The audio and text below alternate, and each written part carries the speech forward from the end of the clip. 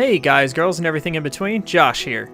Today we're going to be looking at all of the Dawning lore cards for 2018. If you like this video, please like, subscribe, favorite, all that good stuff. Here we go. Card 1, Lighter Days. I've known Zavala a long time, you know? He was one of the first people to greet me when I arrived at the tower all those years ago. Though I suppose greet may be too soft a word. It implies a sort of friendliness, a warmth, and Zavala, if you've ever met him, he can be a bit stern. He's hardened further since the Red War, I'm sorry to see. Though I suppose we all have, to some degree. In any case, that very first meeting left a sour taste in my mouth. I hate to admit that I avoided Zavala when I could after that. Though sometimes he makes himself unavoidable. It wasn't long after this meeting that I celebrated the first dawning at the tower. Everyone's spirits were high, and it was so nice to see people I had come to care about smiling and toasting to each other. I remember Tess and I had just finished with a bit of decorating, and she had left to go get something when Zavala began heading my way. Oh no, I thought. Oh no, not this man. But he came over anyway. So I smiled and wished him a happy dawning, because I did wish good things for him. It is often the sternest among us who hold the saddest hearts. He wished me the same, and then, I almost couldn't believe it, he smiled. We exchanged some brief pleasantries, and I don't remember what I said to bring this on, but suddenly he said, "Oh, that reminds me of a joke." A joke? At first I thought I must have heard him wrong, because the Titan Vanguard had always struck me as the no time for joking sort. But he had barely begun telling this story before I noticed how much more relaxed his posture was. It seemed the spirit of the dawning had reached even this stone man. I remember only pieces of the joke these days. I believe it had to do with a guardian and a fallen captain, but I clearly remember that he stumbled over the first few words and had to start again. I gave the warmest smile I could encourage him, and he went on to tell one of the longest, most awkward jokes I've ever heard. And listen, I loved every minute of it. Truly, I couldn't have been happier. Oh, I clapped and laughed along with what I swear was real, true joy from Zavala. To have such a guarded soul open like that, few things are more beautiful.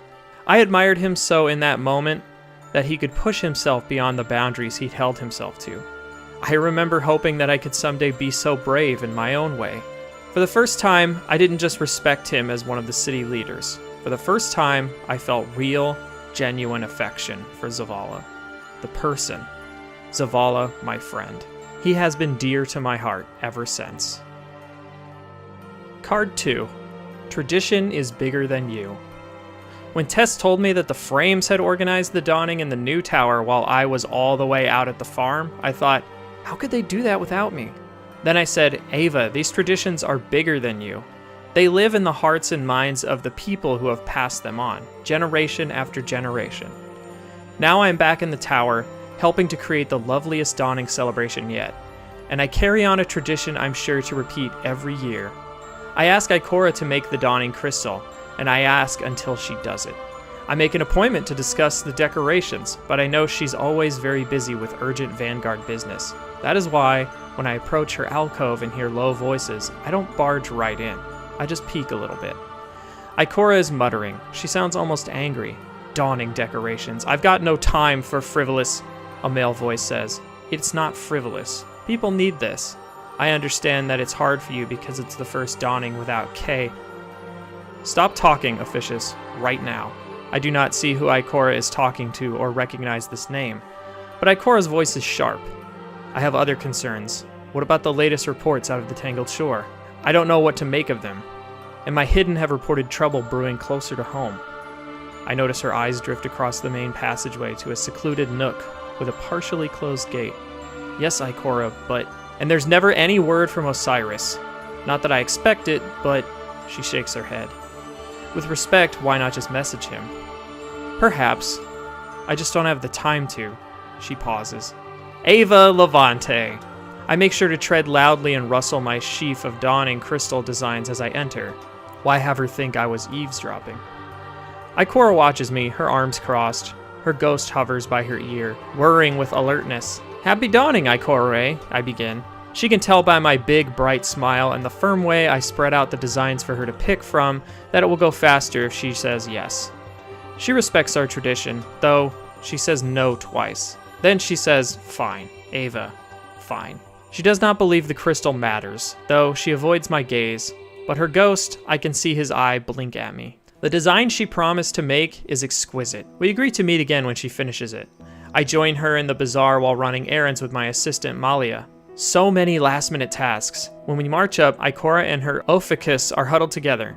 She keeps shaking her head, but still lifts her arms, and suddenly an enormous dawning crystal winks into being in the skies above the tower, like a million diamonds suspended in air. Malia gasps.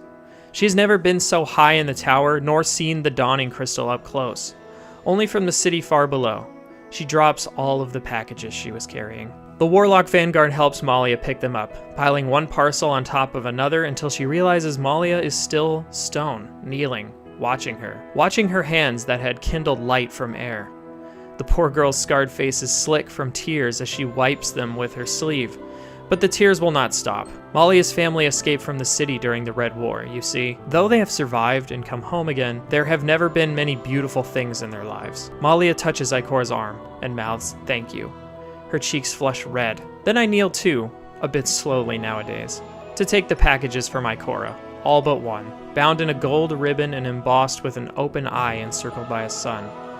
I nod and press it to her hands. Then I hear that ghost of Ikora's whisper, "I told you so." And Ikora reply, "So you did."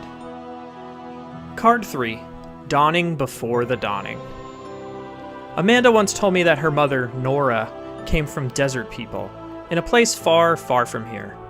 Nora had been on the road since she was a girl, sometimes with nothing more than an old scribbled map and that shotgun of hers. She didn't need much, but she did need people. Nora met Amanda's father in some half-abandoned village, and when she told him about the last safe city, well, he followed her. They had no family but themselves. They picked up fellow refugees on the way, and lost others. When they had their precious little girl, it must have been a slow, slow road. First with a little baby, then with a young child. But they believed, they had hope, they pushed on. Amanda told me about one particular dawning that they had shared out in the wilds. They had fallen in with another family that had a child, Lucia, a bit older than little Amanda. They were agreeable travel companions. They found themselves in the thick of the forest with the wind wailing, a storm coming down, branches flying, and then realized they had to stay put. So they find the wreckage of a dropship, lean up on a wing and crumbled siding, and squeeze all the grown-ups and two little ones into the dry space under the rusted hull. Then Amanda's mother says, "We'll be here for a while, might as well do something to keep our spirits up." She sends the adults out foraging for something to eat, something to drink, and something to keep dry. Amanda's father comes back with long-leaved plants to weave into mats. Their companions return with full water flasks, some prickly fruit, and a dozen or so wild vegetables like cucumbers, with dried fish from their packs. It is quite the feast. As the adults are working, Lucia is curling the rinds from the fruit into little flowers, but little Amanda is kicking her legs, restless. "Make yourself useful. Make some decorations," Amanda's mother urges her. She hands Amanda wires and nuts and bolts and circuit board full of little lights. Lucia comes jumping, an old battery in her hand. Together the girls make miniature garlands of tiny bulbs, and Lucia shows Amanda how to touch the wires to a battery to make them light up, bright little lights in the vast dark forest. Amanda told me about the fruit, with soft white flesh and a sour taste. She told me about how they sang made-up songs together with no words, just humming and tapping out a beat on the metal walls of their shelter. She doesn't know what the fruit was. Maybe it does not exist anymore. The other family? They got separated from Amanda's people. Later on, Amanda's parents, gone, like so many others on the road to the last safe city. But Amanda Holiday still makes the lights, uses spare odds and ends to decorate her workshop. She does it every dawning. Card 4. It's the feeling that counts. Some residents of the tower have been around very long indeed. The Guardians, the Exos, the old Iron Lord, they have seen dawning after dawning. Even before the tower began observing the holiday as we know it, there were those who would always celebrate with similar ceremonies of light and hope. Sometimes these memories blend together. The feeling remains. This dawning season, last week, the week before, I can't even remember. One of my suppliers tells me that they had 2 of my boxes delivered to the gunsmith by mistake, so I go see Banshee 44 to sort it all out. The XO has no recollection of a delivery. But he recognizes me, and I notice his eyes glow a teensy bit brighter. "Must be about the dawning," he mumbles as he turns on his heel and heads straight to some shelves at the back. He returns with 2 big boxes. "These them?" he asks. We open the first one up. Inside, we find a very, very old box of chocolates. Many different portable kits for cleaning weapons. A copy of Hunter of the Heart. I know this novel, but it is not for everyone. A necklace with a bullet pendant tucked with care into a little box. Stacks and stacks of dawning greeting cards. I shake my head gently. "These are the presents people have given you for the dawning, Banshee." The gunsmith blinks a couple times, then he closes the carton. I worry he should have thrown away the chocolates, but maybe next year, and then turns to the other one on the counter. He lifts the cover. It's full of dawning gifts, wrapped in brightly colored paper and tied with a glittery ribbon. Some are in tiny boxes, but some are guns, of course. They are all meticulously labeled. "I think these are the presents you are giving out to friends this year, no?" I ask with a wink. Banshee gives one brisk nod as he turns over the labels, reading them. I observe that some of them have detailed instructions. The XO shrugs. "Got a habit of writing everything down. Sometimes I don't always remember." He waves the thought away. "Right. I still need my supplies. The boxes I came to get?" I nudge him. He tilts his head a moment and then finally raises a finger. "Oh, I know where they are." But before he takes away his boxes, I tap the covers. "You should label them. Old dawning gifts, new dawning gifts to be delivered." He nods at me and scribbles on the lids. "I never forget my friends for the dawning." He makes sure to tell me as he hands me my packages. "I'm very glad. Happy dawning, Banshee," I reply, squeezing his arm. I do hope he remembers to get rid of those chocolates. Card 5. Our choices define us. Sometimes when I face something frightening, I think of the strongest people I know and draw strength from them. Soraya Hawthorne is one of those people. I know her brusque attitude can be off-putting, but that's intentional on her part. But once you get past that, there's so much to learn. She was orphaned as a young girl, and Devram and Mark took her in. Honestly, I think having these two as role models is part of why she's as strong as she is.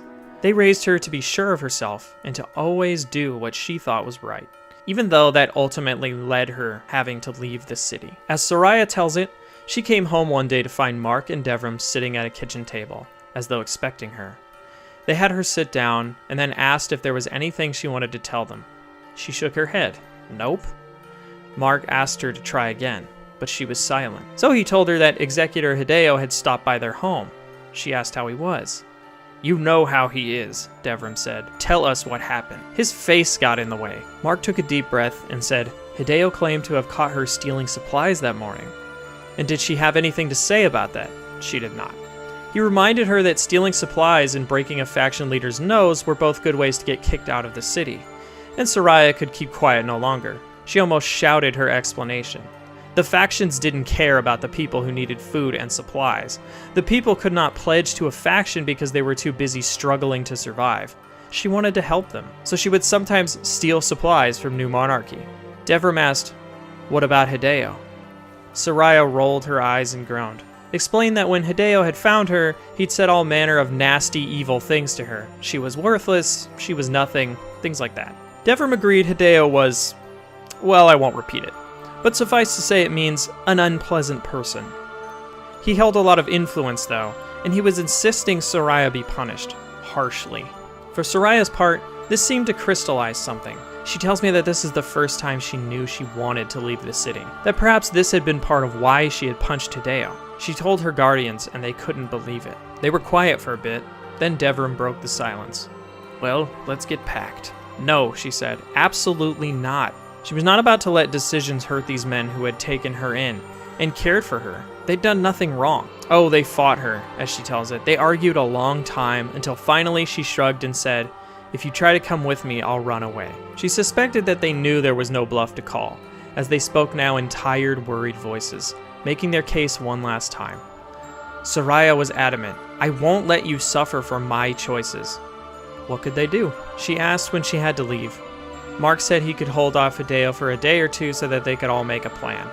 His voice became stern again, and he said, "You're going somewhere close enough that we can come and check on you as often as we like, at least for a little while. That is non-negotiable." He had no negotiating powers, of course, but Soraya had agreed. She stayed very near to the city for over a year before saying proper goodbyes and heading out further into the world. Soraya Hawthorne is, in my mind, the definition of doing what you think is right, regardless of the consequences. She knew it was right to help struggling families, she knew it was right not to put Devram and Mark in harm's way, and she knew it was right to give them some peace of mind by staying close. That is the kind of true courage I've always admired.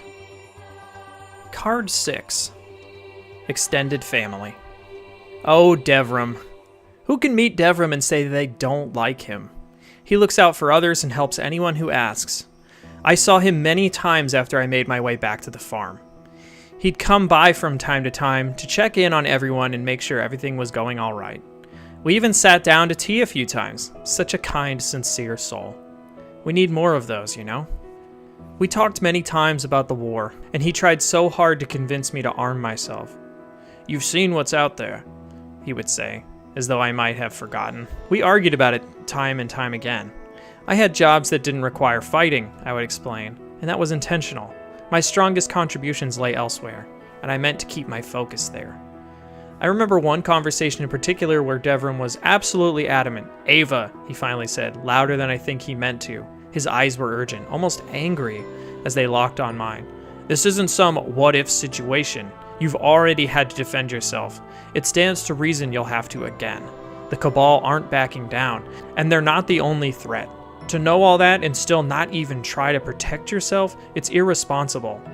Yes, I had defended myself, and I had hated everything about it. "Devram," I kept my voice soft, but my words clear. "The fighting, the shooting, the mayhem, that's not what I want to be a part of. I've seen enough. If it comes for me again, and I agree it could, then so be it. I want to be a part of the healing.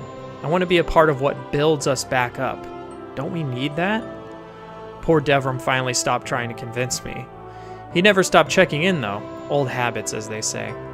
When I finally came back to the tower, though, what do you think was waiting for me? The Dawning Festival was just beginning, and the postmaster had a package for me. Inside, a beautiful sidearm, ornate design, antique coloring, and a note, from Devram, of course. At first, I was indignant. After all our conversations, I had half a mind to simply throw this gun away. Instead, I read the note. "Ava, my friend, I was so sorry to hear you'd left the farm after all, but very glad to know you'll be among dear friends. In that spirit, and in the spirit of the dawning, I wanted to offer you this gift. This has been passed down through my family for generations. It's a K family heirloom, and before you throw it away, you should know that it does not fire. I thought this might be a nice compromise, and I hope you'll accept it. I hope the tower treats you well, old friend. Devram." I read the note a few more times, then folded it and put it in my pocket. I looked down once more at this beautiful heirloom, a symbol of friendship, of family, and reflected on the fact that somehow, despite everything, I'd managed to rediscover both. Card 7. The Dawning on the Stormy Seas. Every dawning I receive many greeting cards from customers. The ones I treasure the most contain stories about how people all across our solar system observe the holiday. One of my favorite letters came from someone who was a customer of mine but once, Lady Sloane. Stoneborn out on Titan, one of Saturn's moons. "Dear Ava, happy dawning. First, thanks for the delivery. All of the requisitions arrived in the perfect condition, and you did a great job packaging up all of the chicken. More on that later. We tried decorating the railings outside our command center with the garlands, but the Fallen have been using the lights for target practice. I guess we'll be getting some more next year and prettying up the break room instead. A couple of the dawning lanterns got whipped away in the wind, too. We're not known for our climate weather out here on the methane seas. Some guardians who've been helping me out on Titan mentioned that you like to hear about dawning traditions outside the city, so here's how we celebrate on this moon we call home.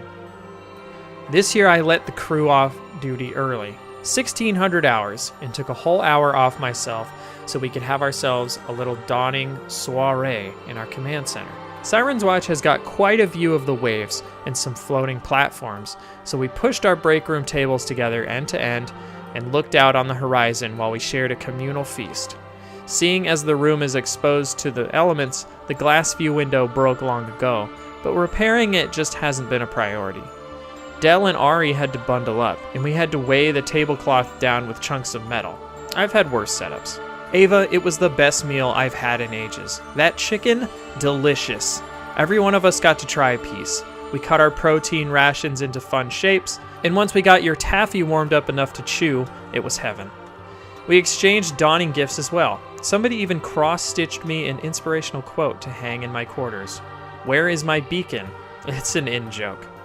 Decent tools, heavy ammo, thick socks, these are the kind of gifts that change hands out here. Maybe that doesn't impress people accustomed to the dawning in the tower, but those present have worth to us. When we joined hands afterwards, whether for warmth or just conviviality, we got to talking in a way that we never could have before. I don't think I've ever voluntarily shared stories about myself in my life. We talked about who we were before the Red War, where we came from, and even where we might want to go in the future. It's not easy here on this storm-tossed moon. One jolt and you're tumbling off a platform into eternity. Between the fallen and the hive and the elements, we're always just struggling to stay alive. But as we sat there chatting, we felt alive. I guess I wrote all of this just to say thank you, Ava, for reminding us to take a moment to appreciate and rejoice. No matter what, I find that inspiring. Sincerely, Sloan. I have never left Earth, and Titan sounds like a very interesting place. But reading how this holiday has brought people together in such faraway places, I feel all of my efforts have been worth it. I hope to see Sloan again someday. Card 8. Celebrate each other. I had heard of the Exodus colony ships before. I didn't remember much about them. Just one of those names from history lessons that sticks with you. To tell the truth, I had forgotten about it until more recently, when some Guardians told me that they had found one of them crashed on Nessus and explained what had happened to its failsafes. I understand that they were originally one AI, the ship's navigational intelligence, but with time they separated. It sounded to me like one of them is always happy and the other one is always sad. That's no way to live for either of them. These things must exist in balance. I know they're computers, but I worry for them. One Guardian in particular spoke to me recently of the time he told the failsafes about the Dawning Festival. He had just turned some bounties into them and mentioned that he was excited to get back to Earth to participate in the festivities. They stopped him and asked him to explain what he meant. They had never heard of the Dawning. He said something to the effect of, "It's a winter celebration that combines several old Earth traditions." They responded, I will try to word this out exactly as he did, since he prided himself on his imitation of them. They responded by the happy one saying, "According to my database, Earth's winter occurs when one hemisphere is oriented away from the sun. Why do you celebrate being cold?" And then the sad one said, "I mean, I can't feel cold, but it sounds awful." So this Guardian said something like, "It's more that we're celebrating each other," which I love, because that is how I've always thought of it as well. We're all here together, eating sweets and being with each other. The failsafes asked a few more questions, and then the happy one said, "If we are celebrating each other, how can I participate in the Dawning? I'm all alone. It's very depressing." The sad one said, "I'm not going to celebrate the fallen." My Guardian friend thought quickly and said, "You can wish every Guardian that comes out to Nessus a happy Dawning. Celebrate with us. We would love that." That seemed to cheer both of them up a bit, so I'm glad he thought to say it. Apparently they practiced wishing him a happy Dawning for the better part of an hour, so I expected they're quite good at it now. Go visit them if you have a chance. Being far from the city shouldn't stop anyone from having a pleasant Dawning. Card 9. A Cautionary Tale. Ava Levante. Ikora caught my wrist and leaned in to whisper, "I need to speak with you about Eris Morn." I will never forget that day. Way back then, I was very busy getting the Vanguard and the other tower vendors excited about the Dawning. In turn, many reached out to me about anything related to the holiday. Still, I was surprised that the Warlock Vanguard would seek me out, and to talk about Eris Morn, of all people. I might have shuddered in spite of myself. "I saw you chatting with her as you were getting the decorations set up." What I recalled was Eris talking to me about abysses while I was trying to hang lanterns, but I did not want to say that to Ikora. She continued, "I'm worried about her. She seems quite depressed." I flicked my eyes up at Ikora and then looked away. To my credit, I did not snort. She's even more morose than usual, and the technicians in the Hall of Guardians are complaining.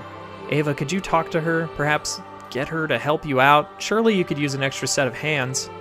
A terrible idea, but again, I could not say so. Instead, I suggested, perhaps she has a friend. Well, maybe not a friend, but somebody she likes to talk to. Someone she has something in common with. I trailed off, remembering who we were speaking of. But Ikora perked up. There is someone she addresses voluntarily. A Jinsum scribe named Asher Mir. He also, well, he's an excellent scholar. I'll reach out to him, unless you know him, of course. I don't, I said brightly, but I hope it goes well. I want everyone to have a happy dawning.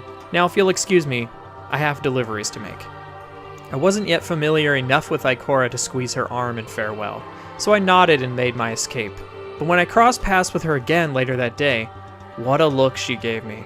I talked to Asher, as you suggested, she muttered. Well? He grumbled at first. He seemed unaware that the dawning was taking place, in fact. But I explained that when I told him it would be very well regarded if he wrote her a dawning greeting card or went to visit her, he said he could write a card. He also said he had a dawning gift for her. Oh, how kind! I'm not so sure, she sighed and produced a piece of parchment. It was folded in 4 to form a greeting card.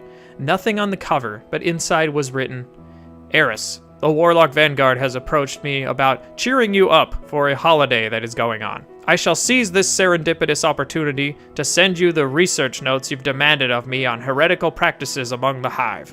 However spurious the grounds of your request, warmest wishes to you this dawning. Asher Mir. Did you dictate that last part to him, Ikora? She paused for a moment. Yes. I laughed. Well, you had better take it to her. I wouldn't call Hive research a traditional dawning present, but she did request it. Ikora shook her head warily, and we parted ways. Later that same day, as I was about to head out to my last round of deliveries, Ikora approached me yet again. She told me, I went to see Eris.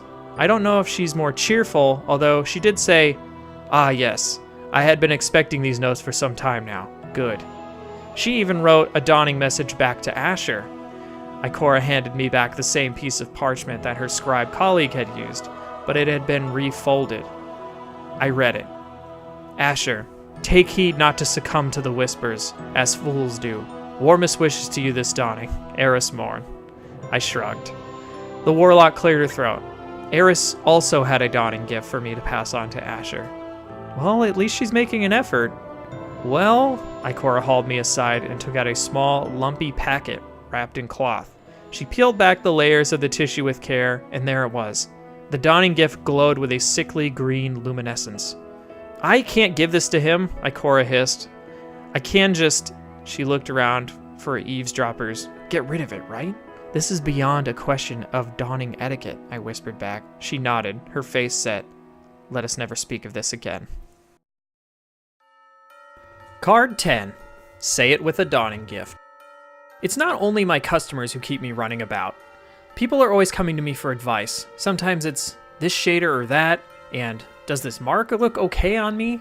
Sometimes it's, should I hold a dawning party, or why should I go to their dawning party? But sometimes the questions are even more complicated. I was stealing a moment of quiet one afternoon to organize all of the jumbled rolls of wrapping paper when I heard a resonant voice calling to me. How I jumped. It was a certain well-known titan, not Zavala, but I will not tell you who. Ava Levante does not tattle about sensitive matters. He was carrying a formidable piece of weaponry, a complicated curve of many metal parts with a thick string connecting the ends. It's a compound bow, he explained, following my stare. For shooting arrows? I raised my eyebrows in puzzlement. On that weapon, he had placed a large poof of red velvet ribbon, a bow on a bow. I could tell from the tilt of his helmet and his taut grip on the weapon that something was amiss. I sighed. I saw this a few times every dawning. I suspected he was smitten, and this would not be a short conversation. Warmest dawning greetings to you, Torito. That is not his actual name, naturally. It is a made-up name. Ava Levante, they say you should give a dawning gift when you have a special friend, he boomed, trying to whisper. Who is they? I laughed. He ignored me. I bought my friend this bow. Is it a good gift? It all depends on your friend. What do they like? What are they like? Can you describe them to me? She likes to fight. She is regal. She's very... The Titan paused. Is a recurve bow more romantic than a compound bow? He managed to whisper this time. Ah, I nodded knowingly. I wouldn't know the difference between those weapons, but I understood his problem. But maybe a book would be better, he asked. Again, it depends on which book you choose. I have read Ikora's On Circles, revised edition, and it was very good. That is a terrible dawning gift. Might I suggest literature? Torito tapped the horn on his helmet to reflect. I did destroy a book of hers once. Should I replace it? Maybe you should not remind her of a bad thing happening. He didn't reply to this, so I went on.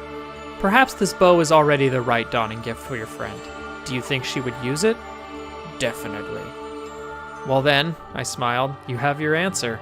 Happy dawning to you and your friend both. And to you, Ava. I hope your dawning is one to remember. Then the Titan thanked me, hefted the bow, and strode off. Card 11. No such thing as coincidence. I always seem to get a customer with many questions right as things get busiest, in the late afternoon. Today it was a woman, a beautiful, sturdy guardian with dark, cropped hair, and a diagonal stripe of white across each eye, very striking. She had a satchel slung over one shoulder, and a stack of books and packages cradled in one arm. By this, I guessed she was a paying customer. She also had a cheeky curl to her lip, and a hand on her hip, and she tapped her fingers as she waited. By this, I guessed she was a hunter. Happy dawning, miss, I greeted her. She launched right in. Can you help me put together a really small, intimate dawning celebration? Do you have, like, a kit or something? She asked, peering back over her shoulder with impatience. It's a surprise for somebody who's used to the dawning in the city. Only now we're all the way over in Mars, so... well, the dawning basics are decorations, shared food, and gifts. First, you have a choice of lanterns. I pointed to the colorful spheres lining the shop. And candles. I produced a box of tea candles from under the counter and thumped them down in front of her. And streamers. Candles and streamers are a fire hazard. I'll take the candles and lanterns. Silver and yellow lanterns go well together. She squinted up at my display. Purple. I'll give you the purple, green, and silver. That's a pretty combination. The dawning is about wonder and beauty, so don't just buy one lantern. I stacked the accordioned lanterns on top of the candles. She opened her mouth and then shut it again. I pulled out my biggest assortment of dawning treats and placed it on the counter. Sharing and generosity are the heart of the dawning. This collection is the one you want. Here, I paused. If you want to impress someone you love... She pursed her lips and pushed back the beribboned package of sweets next to the candles and lanterns. Smiling, I pulled over a rack of my finest garments. Finally, the dawning gift, the most important. Oh, I've already got a good dawning gift. She put her belongings on the counter to point out the necklace box on top. I also happened to scan the spines of the thick books, some with very long titles, all labeled Fuan Library, reference Do Not Remove. The hunter noticed my frown and shoved all the books back in her satchel. Here's what I picked. Think she'll like it? I don't know who she is, but I admired the necklace she was showing off. An elongated pendant with an emblem of a little bird, of exquisite workmanship. She grinned. That design is golden age, but the pendant also holds 35 petabytes of data. I returned her smile. I also convinced her to buy a sturdy book bag and purple wrapping paper. There. Your own personal dawning in a bag, I said, tucking away her glimmer and handing over her purchases. I hope your companion enjoys the surprise. The hunter bobbed her head in thanks and turned to go. Anastasia! Who did I see then but Commander Zavala, standing arms akimbo in the corridor as the press of the afternoon shopping crowd flowed around him. Zavala, muttered the hunter. She pushed her shoulders back and thrust out her chin. She looked fierce as a falcon. Happy dawning, Anna. I'm surprised to see you in the tower. Yeah, well, I had errands. But I missed what else they said, because someone ran up with a package asking, Hey, did I hear that woman was headed back to Mars? There's one going there too. I ran my eyes down at the packing list. Candles, lanterns, candy assortments, wrapping paper, cloak. Ordered by a Cameron Dumizy. I got a funny feeling. It was such a coincidence. I think this is meant to be a surprise. The package can wait for tomorrow's deliveries, I replied. When I looked back, Zavala and the hunter were deep in conversation, the Titan vanguard wearing a half smile and the woman smirking. By this, I guessed that the dawning spirit was uniting old friends. And with that, I turned to my next customer. Card 12. a friendly face. Have you ever met someone who immediately rubbed you the wrong way? They can appear very friendly, but it's always a particular type of friendly. The different varieties can be hard to recognize when you're young, but with time, you'll see them all. The rarest form is genuine kindness. Though there is always fair weather friendly, I want something friendly, and look how friendly I am friendly. The last one is always hiding something, and they hope their performance covers it up. The last group is also where we find that man who calls himself the Drifter. I do not like to speak ill of others, but of him I do not trust. I really don't know what he does out beyond that gate, and I'm not sure I want to know. I've spoken to him only a couple of times. He always seems like he's in a rush. The one conversation we've had beyond our introduction was very short, and he slinked away before I could get any answers. It was right before the start of the Dawning Festival. I was getting my decorations set up as he walked to my booth and asked, "Well, what's all this?" "Surely you know of the Dawning," I said, not in a rude way, but in a friendly way. "I know you're a snake," friendly. "Oh, of course," he said.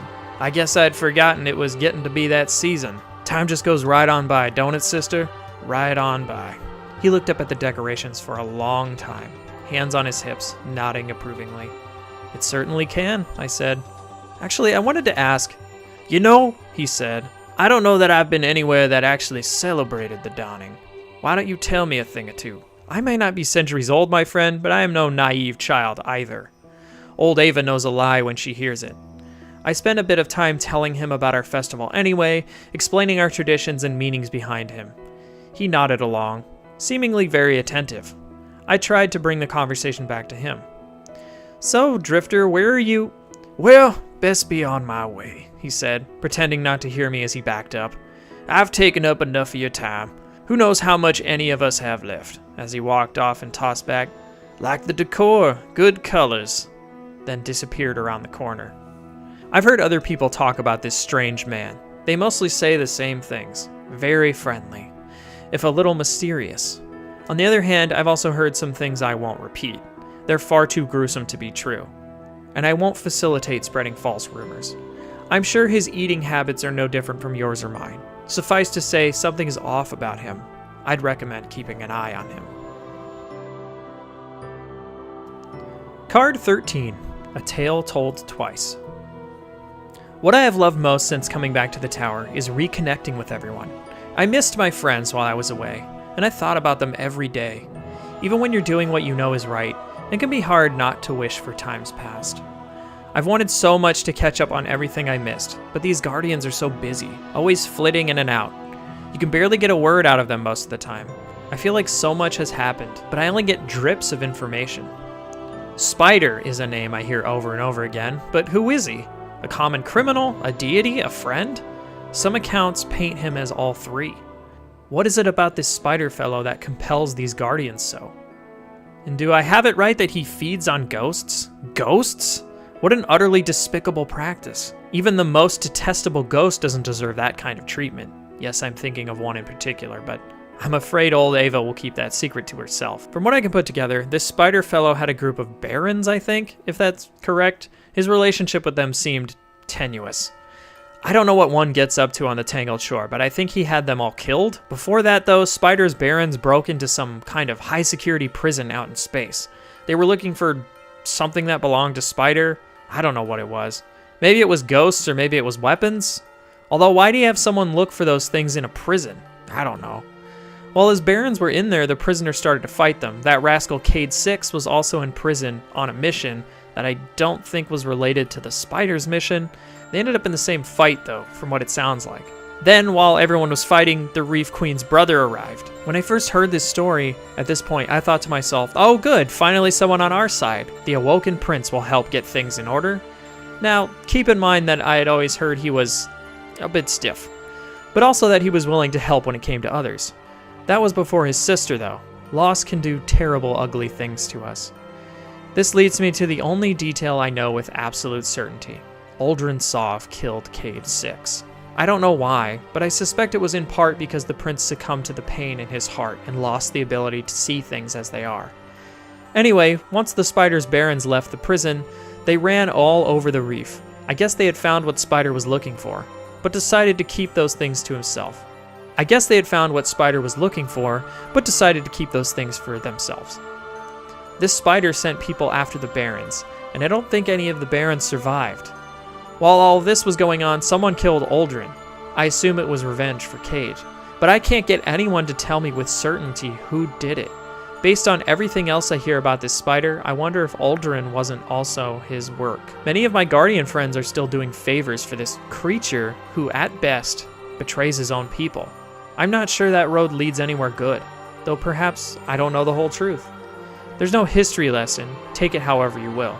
Some people just don't have time to talk to old Ava, it seems. Card 14. What makes us one? What are the Awoken? Not in the sense of how did they come to be. I don't care about that any more than about how the Cabalen or the Fallen came to be. As far as I'm concerned, the universe decided it wanted them, so it made them. Who am I to question the universe? I've heard people talk about Petrovenge and the Tangled Shore lately. It's very confusing. Rope together rocks and you just jump between them? It's no wonder that Reef-born Awoken are so often suspicious of others if they grow up unable to even trust the ground. But the Awoken as a whole, I feel like my grasp of them has certainly grown. But there are things I still don't understand.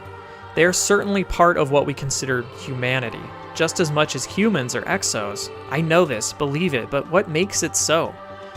Is it because they are made like we are? The Cabal are built roughly as we are, but we do not consider them part of humanity. It is our shared relationship with the Traveler. As hard as it is to believe, I have heard the Fallen had a relationship with the Traveler, but they are not part of humanity. Does humanity consider only those who choose to walk among humans? But by that logic, Reef-born Awoken remain in the Reef are not part of humanity. I don't believe that's true, and yet...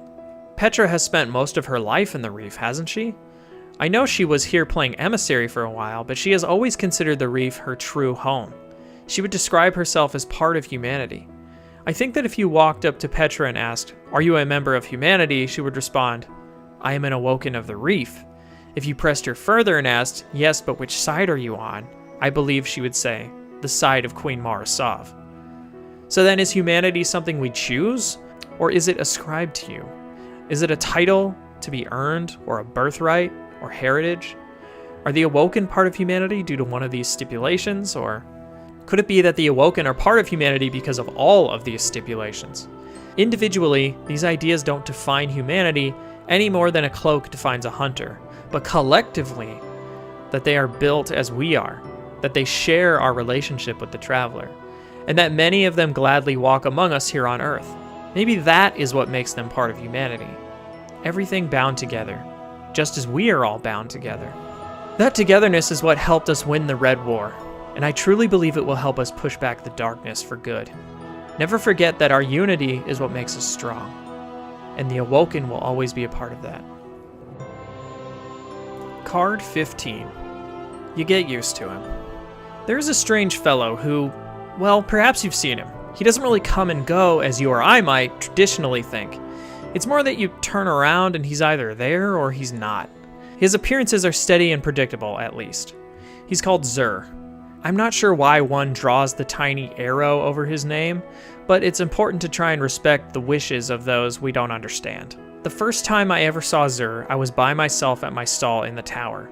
The old tower, I'd suppose you'd call it now.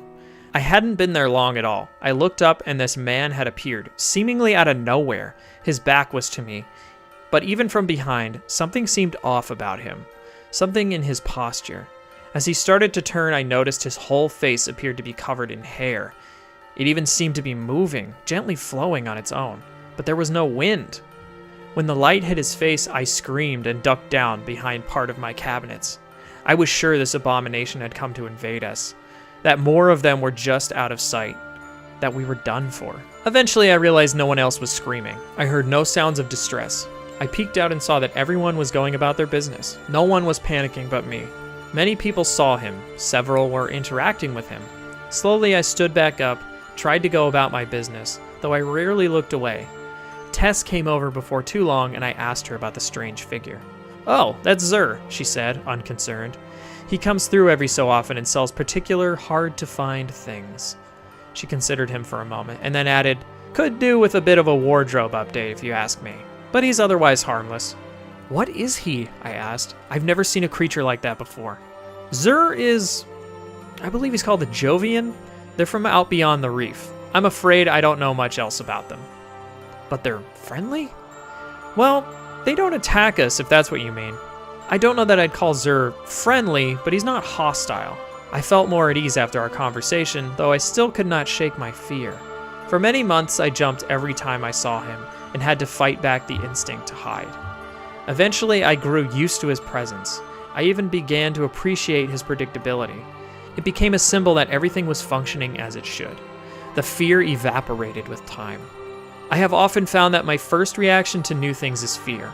Perhaps it is this way for everyone. However, I have found that if I accept and acknowledge my fear, it is easier to push through that until I am no longer afraid.